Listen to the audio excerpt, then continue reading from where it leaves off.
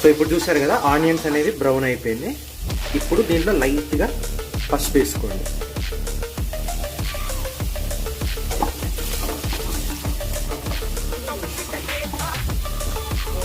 So ఇప్పుడు దీంట్లో మనం ముందుగా రెడీ చేసుకున్న బైంగన్ కబాబ్ దాంట్లో వేసేయాలి. స్మెల్ అయితే అద్దరిపోయింది. ఇంకా ఇది పూర్తిగా రెడీ అయిన తర్వాత ఎక్సలెంట్గా ఉంటుంది. సో ఇప్పుడు దీన్ని ఆయిల్లో మొత్తం కలుపుకోండి.